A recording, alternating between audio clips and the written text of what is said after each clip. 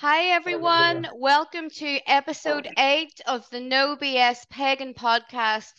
I am Fiona Edgar. I'm joined by my co-host Tina Kemp. Joining us this evening is David Sherb. David is an occultist, a polytheist from Brooklyn, Ohio. He is of Scottish and German descent. He runs the non-profit Asunder Outreach, which provides free counseling services for those who suffer from addictions and trauma. David also has a separate practice where he teaches magic and the finding of one's true will. David is a former member of the Church of Satan and the Luciferian Order. How are you doing, David? Doing good. Been a busy season. December's always busy. Yes. Everything seems to amplify around the holidays. Yeah, the silly season. Silly season, exactly. It's like everybody becomes a pagan this time of year. Yeah, indeed. So why don't we start with why don't you tell us about your background? One thing I wanted to really talk about is your background in folk magic. Okay. All right. My parents were Scottish and German immigrants. I was influenced by my mother tremendously and my grandmother. They were from the Mac Thomas clan in Scotland, and they practiced what was called the old ways, the old folk magic practice. You know, pretty much everything you need to do magic is in your backyard or in the woods. And not to get Abrahamic, but the Bible was the center of the house. You kept all your pictures in it, you kept all your everything was kept in there. So what they used was a combination of the Bible and folk magic working together.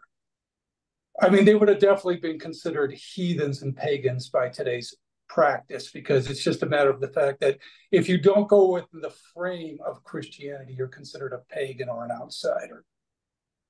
So the old ways were very effective. I talk about in my videos the iron spikes.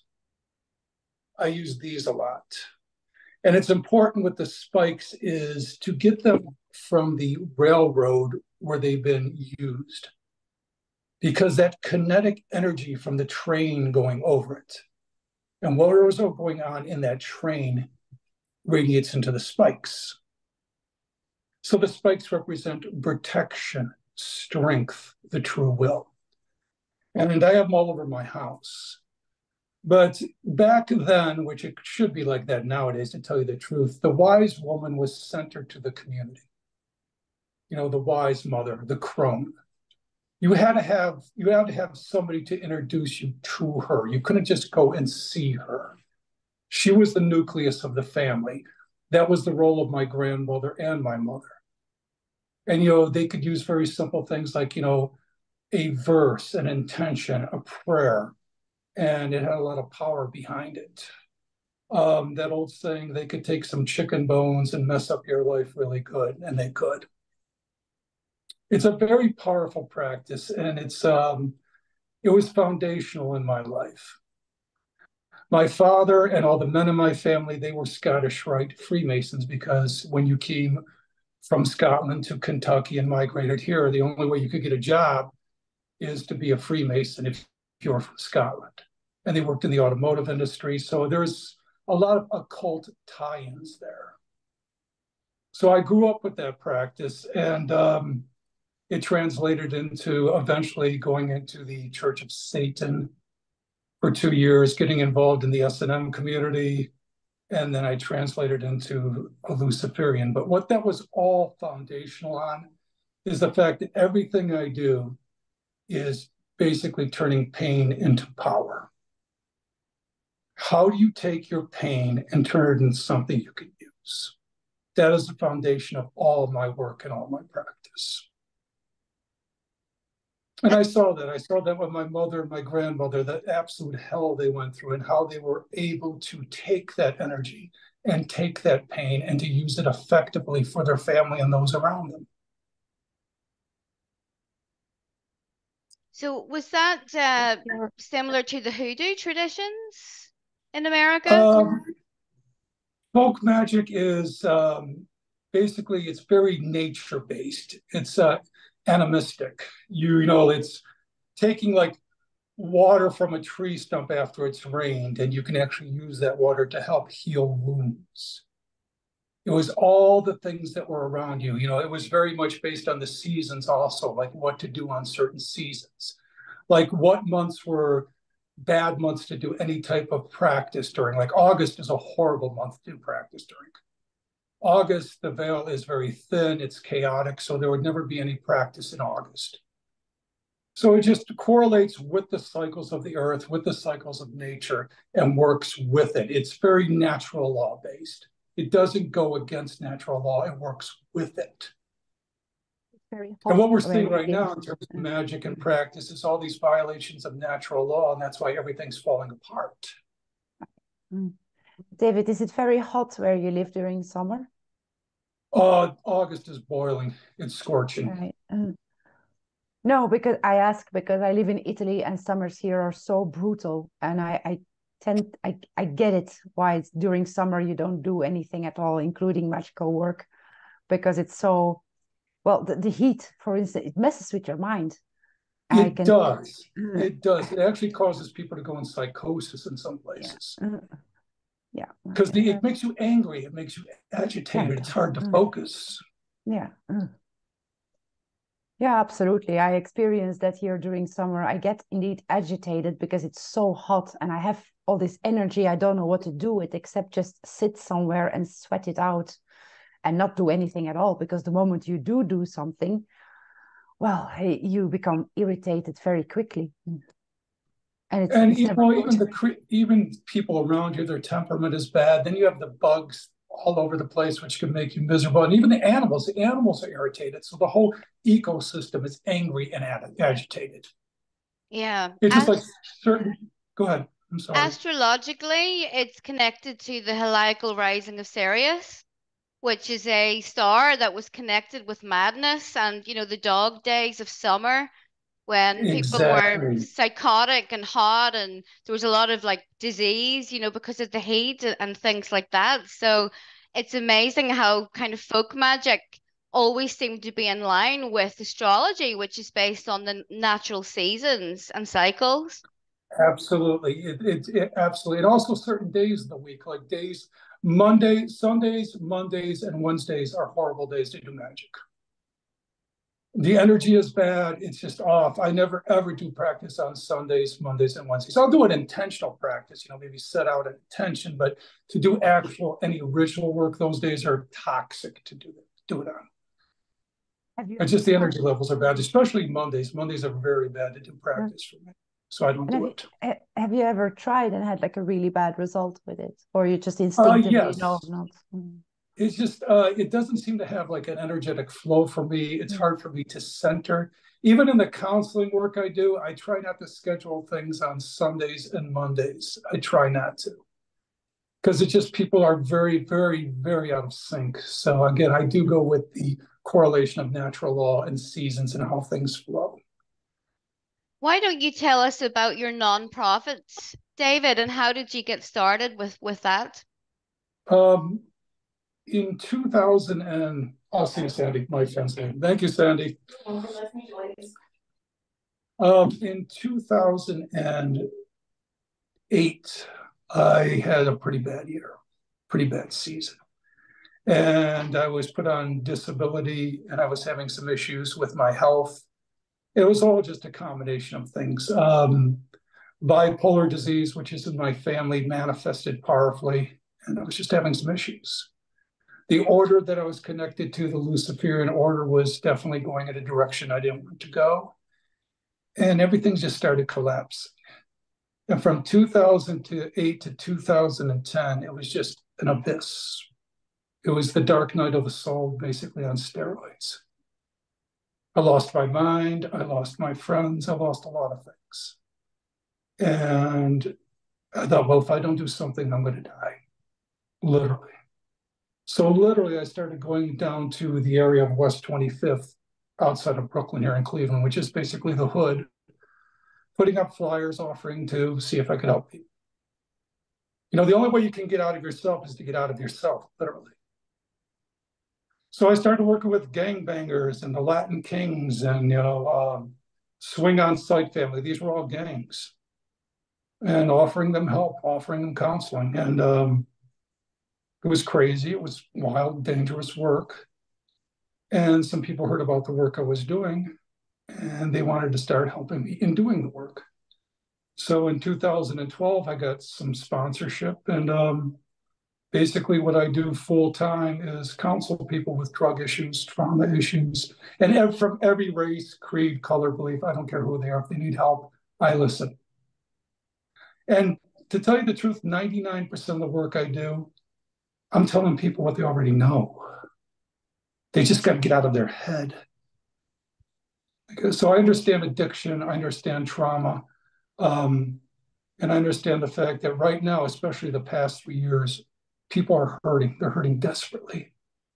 Loneliness, depression, what was done to the world in terms of psychologically and spiritually. I mean, half the world's lost their mind the last 3 years. This Kali Yuga thing is real. So I'm fortunate in the work I get to do, and it's difficult at times, but I'm grateful for it. And it's all volunteer, it's all free, because I had to have something to do. They put me on disability, they retired me. It was like, what am I going to do in my life? And I also teach, I have a few students that I teach them occultism and magic, and I talk to them. I also do my Instagram posts about magic. So just trying to go, what can, and not in a false, not in there's a lot of toxic positivity out there right now. It's nauseating, the love and light crap. That's not what I do. I'm going to sit in the dark room with you. And when you're ready to leave, we'll walk out together, and however long that takes. And the one thing you don't have a privilege to do when you're doing this kind of work, you don't have the privilege of being offended, because people are going to offend you because they're hurting. So it's not like, when Anton LaVey talked about the good guy badge, the false virtue signaling. It's not that. It's going, no, man, I know you're messed up and I've been messed up. What can we do? How can we get you out of here? And I've lost some people too. I've lost people to suicide, drug issues. A friend of mine lost me, went back to his addiction this past weekend. So it's difficult work, but I love the work. So how did you transition from the Satanism to polytheism? Well, when I was having my issues, when I was, my life was collapsing. At the same time, the Luciferian order I belonged to, by the way, that order is gone now. And I don't want to mention it because I've told you that I don't want to give power to what is dying. Yeah. But it's very much linked to when Tina does her posts about Satanism and LARPers, where she's toast aside, lights the cigarette and go, here we go. I'm about to go on this. And it's true, because I always look forward to her rants when she goes into Satanism and Wicca, because I can identify with those rants. The cigarette, turn to the side, blow the smoke up, here it comes. They're about to bring it. In what was happening in this community was it became politically correct. Hyper politically correct. Because, the thing that's dangerous about when you have certain groups and certain societies is the fact that exclusion is as important as inclusion. What is your vetting process? Who are you keeping out? And when it comes to the occult and, practicing Luciferianism and these other practices, it's very important on who you allow in. Because a lot of people are going to bring, fake, toxic bullcrap with them, LARPer energy. They can't pay their light bill, but they're going to study the Goetia. A lot of people that are practicing the occult, they need a therapist more than they do practice magic. And what happened in this order was basically it became very, very open. Everybody was coming in. It was losing its cohesion. It was getting soft. And in place of having any, structure, the structure began to collapse, because Luciferianism is based on the Promethean mindset. It's Nietzschean. It's the will. it's disciplined, it's focused. And it is, when Thomas Sheridan talks about the light of Lucifer, the spark of your truth, if you were to sum up Luciferianism in a package, it would be like, look at your crap. Look at your crap, work on it, fix it. It makes you look at yourself. Well, this order became fractured. It was just a matter of, it was just coping. It was a cope circle. And I got sick of it. And they had 22 years of my life, and I was done with them. And unfortunately, that's a lot going on right now in the occult circles. There's a lot of inclusion can be dangerous, again, if you don't have a vetting process. You let everybody in, and then you have nothing. You have no authenticity. You have no protection of the circle.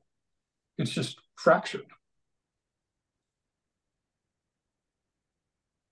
I find that love and light is very unhelpful when you're going through some dark stuff. It's not helpful at all. It's basically like going to a therapist and saying that I am very depressed and I need help with that. And that therapist tells you, well, maybe you should try to smile more often. That's not helpful. That helps nobody. Or even what they do with children, which is even more toxic, is, they used to put the rubber band on the wrist to snap the rubber band.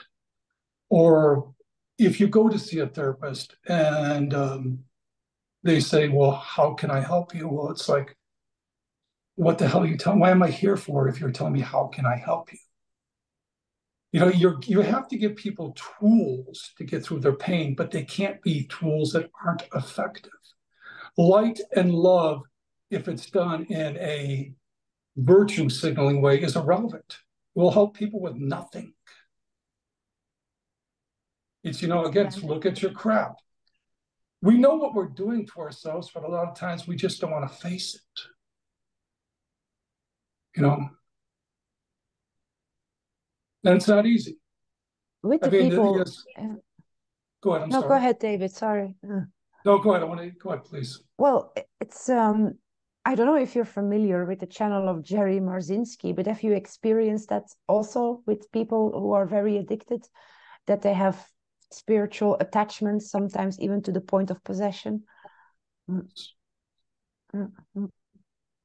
Did you find that the drug use is what attracts them, or were they already predisposed to these entity No, I believe that some people have a predisposition for addiction. It's a genetic thing. Like in my family, almost all the men had alcoholism, issues with alcohol. So it's a predisposition to it. But what is dangerous is the fact that when you open yourself up to certain drugs, you also open yourself up to certain entities. They call alcohol spirits for a reason. And then you have a lot of occult movements where, I understand using marijuana for like depression, etc. But then are you going to get high as a kite and post theory on Instagram and YouTube about, how did your magical practice and you're stoned out of your mind? It does have to be a level of discipline also, And if you're trying to do some high-level magic and you're stoned out of your mind, that's dangerous, because then you become an open door for anything to come in. You have no boundaries. Your circle is now unprotected. Your will has now collapsed. So it's like, hi, I'm stoned out of my mind. Anything can walk in. Have you found that there are specific drugs which are more inclined to open people up or are more potent in that way? Well, certain drugs like ketamine are extremely dangerous. Where I live in this area, methamphetamine is an epidemic. And so drugs that are, it's a form of speed. Methamphetamine, it's easy to make and it's all over the place here. And it causes states of psychosis also. And then you just look at what's happened the last 3 years. Half the world is traumatized. Half the world is somehow, it seems, weirdly possessed. They have, and not being critical, just being realistic, courtesy is gone. Common courtesy is left. common courtesy were different occult orders where it's just, let me post anything without doing my research. These entities feed on stupidity also. They feed on fear. And sadly, there's no shortage of stupidity or fear out there right now. Yeah, that's very true. That's why Tina and I are going to be, we are going to have boundaries about who we let into our mystery school, and they're going to be vetted because a lot of people, when they're just in it for the money, it doesn't matter if they're a paying customer, you let them in, but our order is definitely not going to be like that. So, can you tell us about your relationship with Odin? Odin, in terms of when I look at Odin, it's more archetypally. And the reason why I say that, and I know that some people believe there's an actual Odin. I'm not to say there is or there is not. But in terms of Odin, in terms of the archetype of Odin, the archetype of strength, we are in dire need of it right now. In the people that I counsel, especially most people under 40, let's say, I'm not being critical, but I'm being honest. Masculine energy has been destroyed. So a lot of people that I counsel right now, especially the women that I talk to, they've gone from being in a relationship to where they're being a therapist, they're being a mommy. And what makes the Odinic archetype so important, the Odinic energy, it's primal masculine. It's necessary. And can women use Odinic energy? Of course they can. But the draw to it is because there's such a shortage of masculine energy right now. And in terms of, this toxic statement, and I know a lot of people aren't going to agree, and that's fine. When I hear a man go, well, I'm connected to my feminine side, you don't have a feminine side. You don't have one. You have a creative side, you have a nurturing side, but you don't have a feminine side. That's New Age crap. And there's nothing more corrosive than seeing a woman who is dating a man-child, and she has to channel her masculine energy in order to compensate for what he's doing to her, and it corrodes her. So what makes Odin so important right now is there is a dire need for masculine energy, and Odin is the archetype of it. It is the representation of strength. And women can cling to Odin also in terms of the fact that they crave strength. At our core, men crave beauty, women crave strength. That's how we're designed. And when that gets out of balance, you have what's happening today. You have Baphomets with rainbows in the background. And it becomes irrelevant.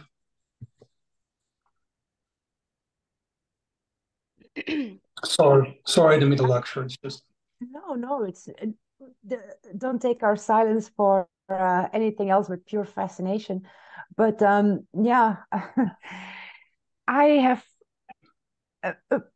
personal gripes with this whole rainbow cult, especially now that I have a child myself. And he's a son. I have a son, and the idea of these creatures getting near him and trying to convince him that indeed that he should get in touch with his feminine side fills me with a rage you can't imagine. Well, I mean, Thomas Sherb was right. They're Cenobites. Yeah. Mm. Yeah. They're actual Cenobites. I mean, the archetype that was written down has become an actual living archetype now. They are Cenobites. They're corrosive in terms of it's not even dark energy, it's profane energy. Whatever your belief structure is, you go against natural law, you're done. Natural law doesn't care what you believe. Natural law supersedes everything. The you see that with these people, yeah. The whole transitioners. I'm sorry, go ahead. Well, that you can see that with the people that transitioned because they were made to believe that they are this or that while they're actually not. And then they come to regret it at a certain point. The damage is done. It can never be undone. That is, and in many of these cases, these people were children. They are victims. Don't get me wrong. They are. But it's at the end of the day, they made the decision to go through with it. And they are the ones that have to bear the consequences, and it is a terrible thing to witness. It's horrible. It's absolutely horrible. I mean, children should not be allowed to make these decisions only for one reason, because they're children. I mean, how did we get to this? It's a perpetual violation of natural law. I mean, Odin is the living archetype of natural law. He is the archetype of natural. I mean, Odin doesn't get up in the morning and go, I need to channel my inner Freya.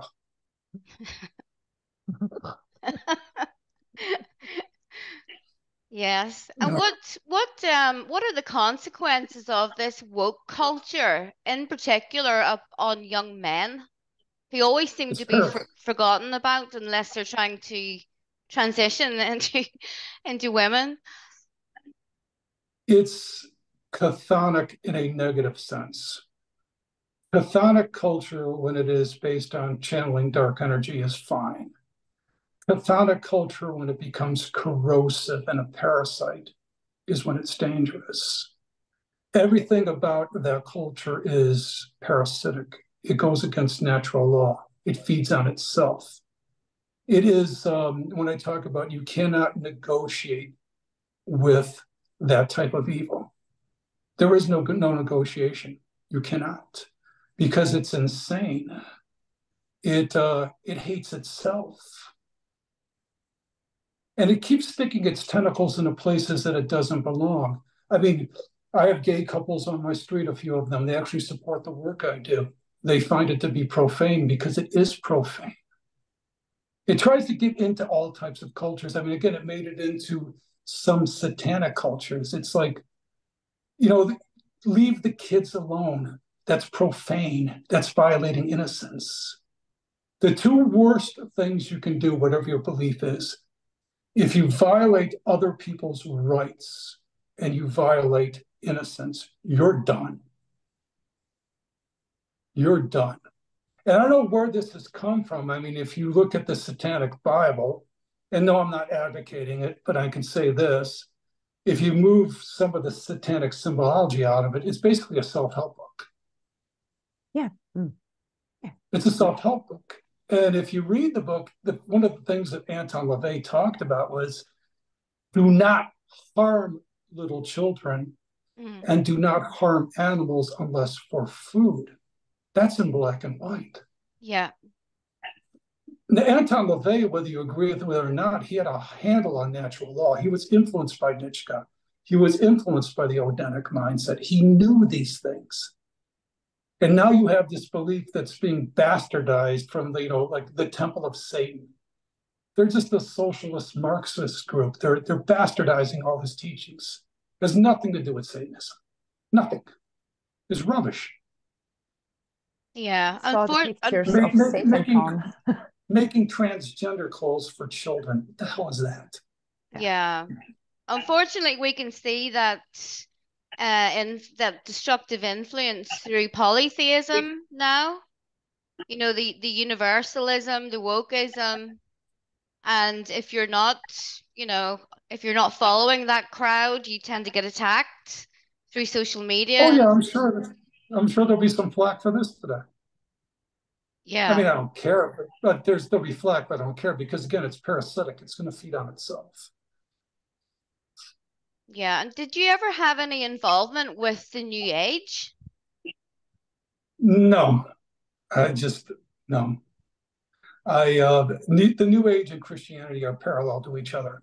Mm-hmm. And weirdly, if you look at modern Satanism and modern Christianity, it's the same thing. It's the same polarities. They're just extremist in their nonsense. There's no foundation there. But in terms of the New Age is nothing but Christianity with crystals. That's all it is. Yeah, absolutely. It's just nonsense to me. And I'm not being cruel to people who practice it. It's not going to get you there. Denial will not cure you. Denial will not bring you into your own. Denial does not hone the true will. And the New Age is based on nothing but denial. The 5D, we're going to transition to the next dimension. What kind of crap is that? You can't even pay your light bill, but you're going to transition to another dimension. Do you? Yeah, it's just nonsense. And it's really destructive. The New Age as well. the complete denial of reality. And the new agers, they never seem to actually improve. Their lives don't get better, and they absolutely reject anything to do with your ancestors. There's never any Nothing. mention. They worship space cats, aliens, 5D, multi-dimensional. There's never any mention of your blood, your ancestry, your roots. It's rootless. And when there Anything is that any can keep mention you of from, it, it's somebody famous. It's never somebody humble. It was never just a leather worker. It was never a farmer. Like, oh no, they were Cleopatra. They were Napoleon.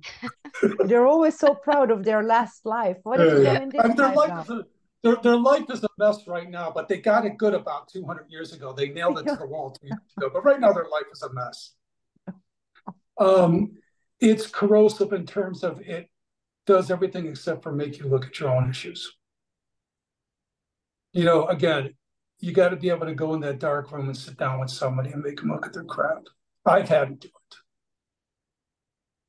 Get the basic foundations of reality done first. Be able to pay your bills, be able to pay your light bill, be able to take care of yourself, then worry about magic and everything else. It's all escapism. That's all it is. Let me run for me. I'm a rainbow warrior who rides a dragon to Mars. Cool, do you? It's Yes. nonsense. And you And should, deep down, sadly, the people involved in it know it's nonsense, but they're just anything to get away from themselves. yeah. And you should never take advice from someone that can't like pay their bills. They can't hold down a relationship. They're just not happy. Why would you pay anyone? Why do you think that you could ever learn anything from someone like that? But of course, it's all fantasy that they're selling in the first place. Well, you have to look at the person who's your teacher. If the person who is your teacher is undisciplined, then why do you want to listen to them? And I don't mean being perfect. I don't mean perfection. We all have our issues. We all have our issues, but I mean in terms of, like you just said, the basics. Can you pay your light bill? Can you take care of your own issues? Being a mom, that's part of your true will, doing it effectively. Just the basics. That's what's important. It's when people can't do the basics and they want to skip all these steps. And then they wind up with their, broke because they wasted all their money on this crap. It's the next book, it's the next crystal, it's the next seminar, it's the next DVD, it's the next video, the next, as long as I don't have to look at me. Yes. And And it's, what? and it's sad. I'm not saying this from a standpoint of like being up here, and I'm saying because it's tragic. Yeah, you're It's tragic. absolutely right. We have to get real and based in reality. But what advice would you give to young people who are starting off with spirituality? First, it comes with basic stability in your life. I don't care what you do for a living. Do you have a job? Do you have the discipline to finish anything you start? If you can get the basic things in life done, but not perfect, but you have a job. You're stable in what you're working on. You're stable in the work that you do. Like they say, how you do one thing is how you do everything. Then in terms of magic, when I talk about the practice that I do, turning pain into power, finding your true will, finding your purpose, that's what's important. What is it that you love to do? And I don't mean, smoke pot and watch porn all day. I mean, what is it that you like to do? What is effective? Do you like doing art? Do you like teaching people? What is the thing you love to do? That's high magic. Then in you walking in your true will and walking in your purpose, then you are doing a magical practice. People want to skip steps. It's if you like lifting weights and it's your favorite thing to do and you like teaching other people to lift weights, that's your magic. That's your true will. That helps you to expand out. It's It's the expanding. age-old tenet of magic is know thyself. Because if you don't know yourself, you cannot know what it is that you really want.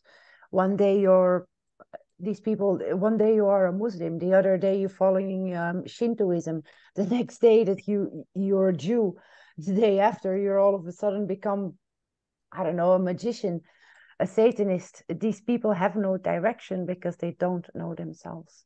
They don't know they cannot know what they want because they don't know themselves. And you could put a period after that because that's exactly what it is. Know yourself, know your purpose, know your true will. And it takes time to find that. I mean, for young people, it takes time to find that. You know, I always say it's hard to find right nowadays, but to find a mentor, to find a teacher, and an authentic mentor and teacher. I understand that people have to make a living. I get that. Well, authentic mentor and teacher in the beginning will just see what they can do to help you to find what you should be doing. You know, to guide you on your path. I mean, when I began talking earlier about, you know, the deficit of masculinity right now, because there's a deficit of men teaching younger men. That's a deficit, guiding them. The elders, we have lost the sacredness of elders right now. And we've got enough witchy poos running around with tattoos and makeup for the next 1,000 years. What we need is the crone. We need the elder. We need the woman who's the elder in the community, who's going to nurture the young women in the community. We need the man that's the elder that's going to nurture the young men and help them to find their purpose. That's what we're in desperate need of right now. Desperate. I mean, it's the work you're doing. It's work of elders. I mean, you're young, both of you, but it's still elder work. And it's what's needed right now. And that's how you get people to help them to find their path. Yeah. So, what impact do you think all of this wokery has had on relationships? Again, going back to the original word for it, it's parasitic. It's the idea of, you know, you'll see these nitwits on TikTok posting about, you know, Crowley said, do what you will, do what you want. It's like, no, stupid, that's not what it means. It is the idea of you don't get to do what you want. You have to do what your will is, what your purpose is. And this woke culture has destroyed that. You know, I mean, if I go in the other room and put on a red T-shirt, that doesn't make me a fire truck. That just makes me a bald guy in a red T-shirt. So being a woman isn't a costume. Being a man is earned, and it's taken away from all that. You know, you could be a male, that's fine. There's a lot of males out there, but manhood is earned. And again, it teaches women, well, you know, wearing a costume, you're a woman. No, a woman is a woman. It's not a costume. So you corrode the foundation. You corrode what is masculine and feminine, and you work off of that, and everything collapses. In feminine sense, I have noticed that with a certain video that has been doing the rounds on social media about young women in Manchester that were dressed extremely scantily, basically like a prostitute. And I think that the problem here is that these women, these young women who are not prostitutes, they're just young women, they don't know what true femininity is. They think that the more skin you show, the more beautiful you are. Well, that is objectively untrue. Femininity is more subtle than that. You don't have to show a lot of skin to be beautiful. A woman that takes care of herself is naturally beautiful. And you don't need to dress like that. But nobody has told them that, because, and the people that would tell them that, oh, well, they're old, they're from the previous generation, they're boring, they don't know how the world is these days. No, these people do know how the world is. You don't know how the world is. Well, I mean, femininity is not an aesthetic, it's an essence. And probably a lot of these young women have not had female role models. No. And they're operating on Instagram and TikTok and yeah, so it's the essence of femininity has been lost. I mean, I'm going to sound dated, and I'm going to sound like one of those old guys, but you see the movie stars from back in the 50s. You know, the way they dressed, the way they carried themselves. They were the essence of femininity. I don't mean you have to wear a dress to be the essence of femininity, but they exuded it. You know, they exuded it. And now they've crossed over the essence of femininity with just basically it's whore culture. And the sad part is, when you go to that, you become a commodity. You can scroll and see one after another after another. It's just a commodity. I mean, it's that saying, you're a wife before you get married. And there's a difference between being a woman and a girl. It has nothing to do with age. It has to do with the mindset. These young women are terrified. They're looking for somebody to help them, to take care of them. They're looking for false status. And then you'll see a group of them, 20 or 30 of them in the group, and they just look like a herd. And it's sad. It's actually tragic, to be honest. It's tragic. There is a alchemy that takes place when a masculine man allows a woman to be feminine. I have quite a more traditional partnership. My partner works many hours, so I do everything at home, make the dinner, all that kind of stuff. I don't feel degraded in the slightest. I absolutely love it because it's how I show my love for him. And the kind of unconscious masculine response is that I can trust him to deal with problems, finances. There's this kind of peace that's come about my life with this traditional partnership. And young women are being cheated out of this by society. Horribly cheated on it. Horribly. I mean, at the core, if we get primal here, it's very basic. Women want to feel loved and taken care of, protected. That's not a weakness. It's how they're designed, loved and taken care of. A man wants to be respected, and if and that respect is earned. So being in the what we consider the general role of a woman, no, that's a foundational role. We go back to since the beginning. Women stayed back with the tribe and took care of the children, took care of the community. They were facilitators of the relationships in the communities. They were foundational, and men went out there to take care of business and bring it back to keep the community going. It's strength. It's I've talked about before in my videos, the chalice, is the feminine. She's receptive. She facilitates things. The sword is the masculine. He projects energy into the phallus. But when you have that imbalance, everything falls apart. And it's like weirdly, and it's corrosive, or women have to feel like they have to explain themselves. It's like, no, you're in a beautiful role. You're a mother, you're a wife, you're taking care of a home. When did that become shame? When did that become less than? I mean, the most influential woman in my life were my grandmother and my mother, and they were both mothers, and they took care of the home, and I had nothing but respect for them. Nothing. They facilitated their family. They facilitated the community around them. They were essential.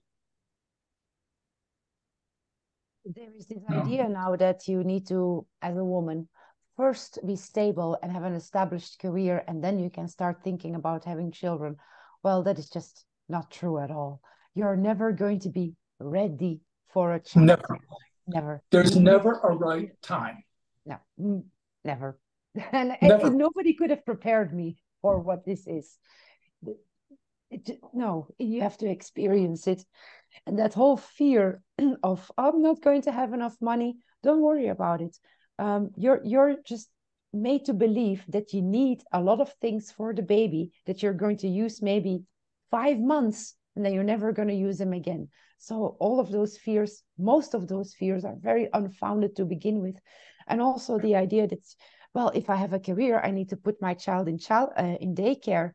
No, nobody is going to love your child as much as you. The horrible things happen in daycare.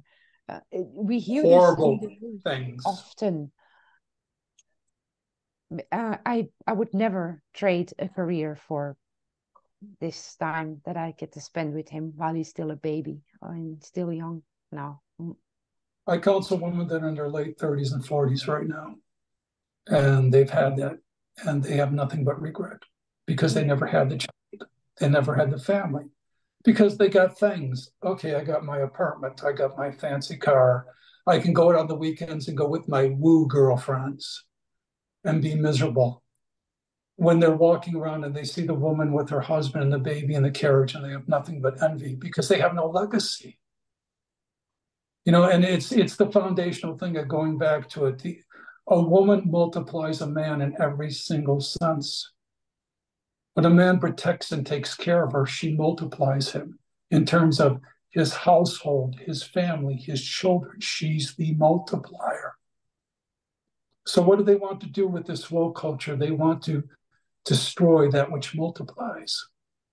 I mean, I live in a house. I live by myself. This is a house. It's not a home. A woman makes it a home. You can tell a guy who's married because you walk in the house, there's no idea that a guy even lives there. You have no sense there's a guy even in the house until you go into the basement or his garage or the back room. You go, oh, that's my space. No idea that he even lives there. And you know what? That's a beautiful thing because that's what a guy wants. He wants to have that, hey, this is her house. This is what I gave her. This is her home to decorate, to design, to create. It's what she does. She's facilitating that. The woman makes the house a home. It's the heartbeat. The kitchen is the heart of a house. And when you say this, people go, no, it is the truth. My grandmother and my mother did all their counseling, all their talking, and the best talks I ever got in my life were in their kitchen. I would give up all this magical crap and all these books today to have my grandmother back to be in the kitchen with her listening to it. Simple, effective wisdom. I posted the other day of that Scottish saying she used to say, the wagon with the lightest load makes all the noise. Those things stuck with me. Those are the principles that stuck. Even with all the excursions I've been in life, those principles stuck with me. So what kind of spiritual practices do you do on a regular basis, David? What kind of in the days of darkness that we're in now, it's kind of imperative that we have a good psychic hygiene practice. You got any tips on that? I focus a lot on my purpose and the true will. That's what I focus on. I focus on the work that I do, what correlates to the counseling work that I do. I also do things to keep myself centered. Nature helps me, going for a walk in nature, exercising. I have bipolar disease and PTSD. So I have to use certain things to help me regulate those issues. That's another thing too, when people talk about magic. Well, why aren't you cured? Magic doesn't cure anything. Magic gives you the tools to negotiate your afflictions. How do I deal with my afflictions? How do I deal with my disease? How do I turn these things into power? That's what magic is. So my practice is always based on the will, helping people to find their true will and their highest will in what they're called to do. If they're a mom, be the best mom you can be. That's your true will. If you're an artist, be the best artist you can be. I have a young man that comes to this group as an electrician. He loves his work. He's doing magic. That's the practice that I teach. So it's always correlated to your true will and your purpose. That's what I focus on. So my practice is basically that. It's based on the true will. Do I believe that there's a higher order? Yes. But I also believe that it meets you halfway. Sticking a vision board up in your front room with all the pictures and not doing crap, it's not going to work. It's just decoration. You still have to implement part of what you want. You have to take action. If you move forward into your purpose, whatever you call it, natural law, the divine, the all moves 10 steps towards you. But everything I do is based within natural law. No one escapes natural law. Even those who deny natural law don't escape it. It doesn't care what you think. And natural law is basically the 7 hermetic principles. Number one being the mind, which Tina brought up earlier, the mind, and cause and effect. A lot of the crap that's happening in people's lives is because they caused it. I also make it a point to ignore the narrative of the world. It's just noise. It's just noise.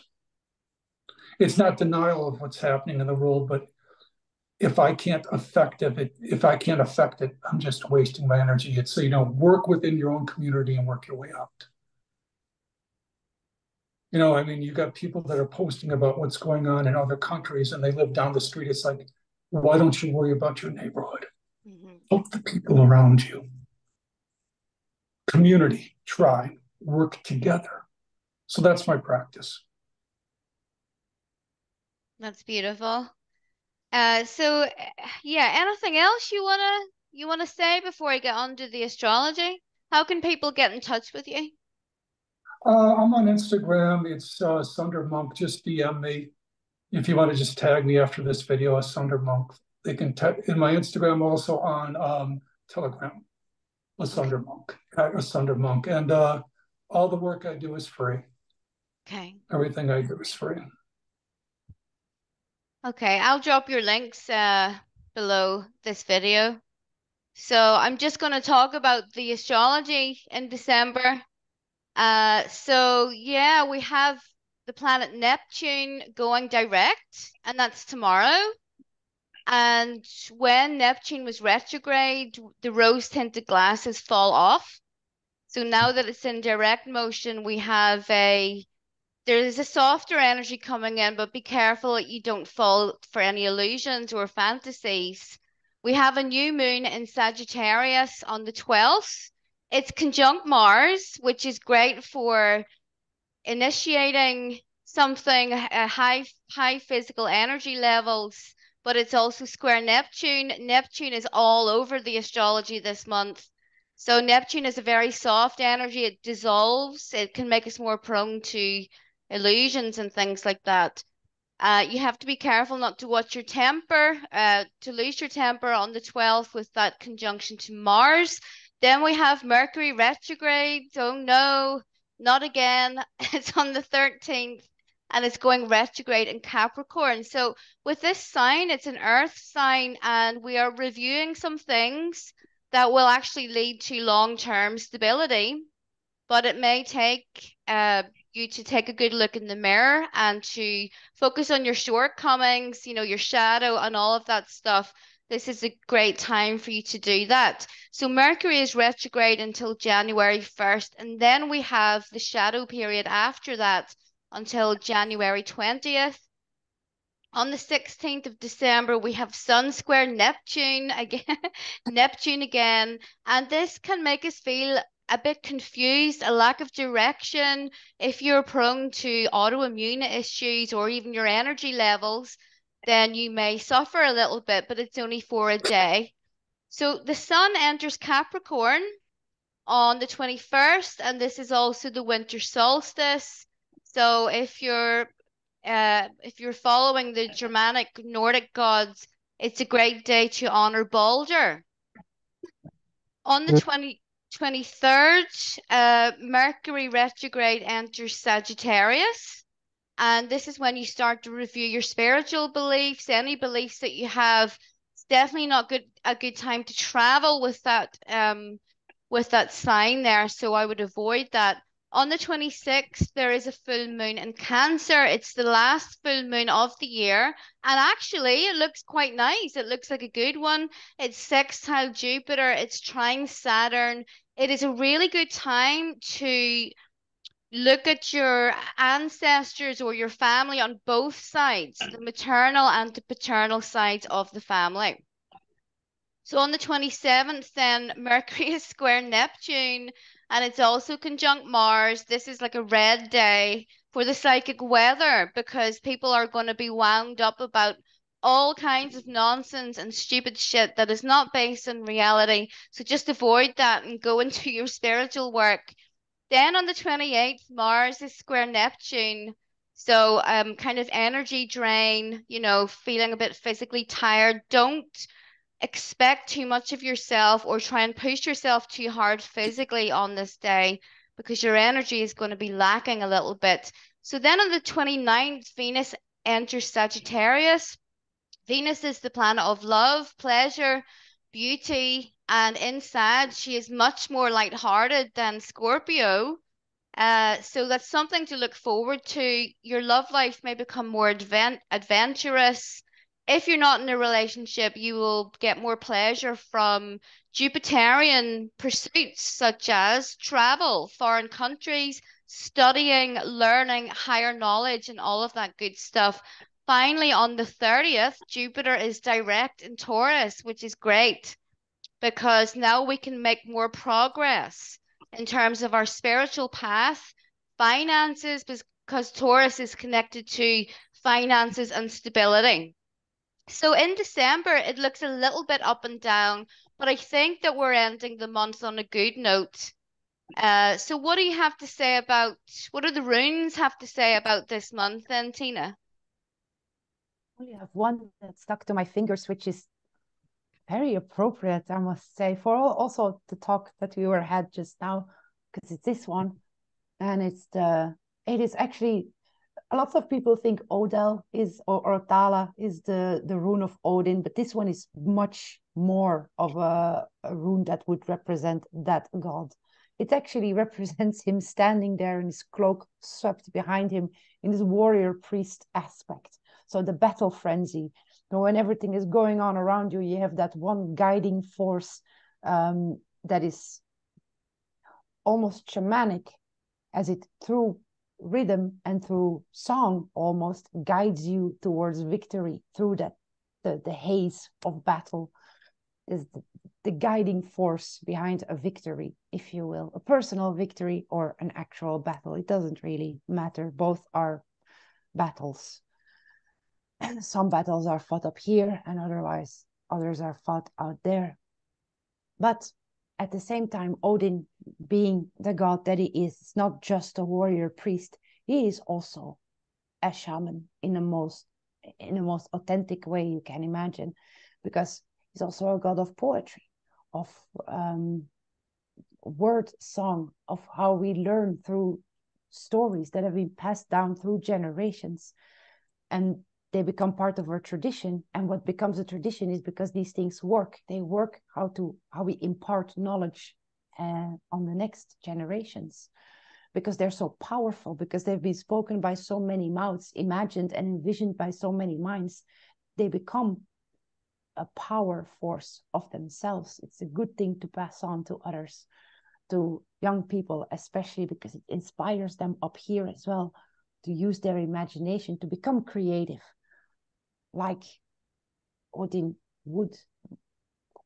Yeah, that is, so that would be the advice of this rune as well. Like when you are in the midst of lots of things going on within yourself, find that guiding light, that voice in your head that says like, this is what I need to do. And not because you need to do it because the world tells you to, because you are the one that's saying that. Your heart tells you that, your soul sings that to you.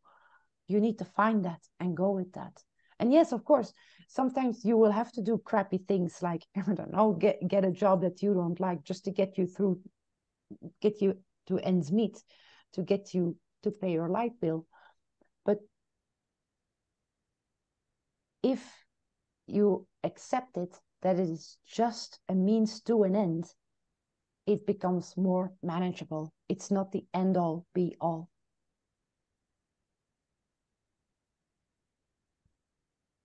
That's the end of the room.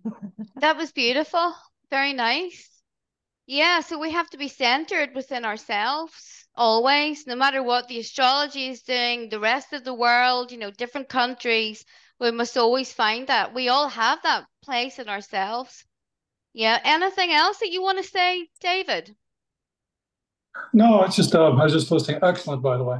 Excellent. And thank you so much for having me on. I really enjoyed this today. Appreciate it. Thank you. We also enjoyed it. It was really nice to speak with you, and we'll have you on again sometime. Thank you. Again, I'm very grateful and very honored to be on your show today. Thank you so much. Thanks. Okay, guys, we'll wrap it up. Thanks for watching, and we'll be back next month. Bye-bye. Bye.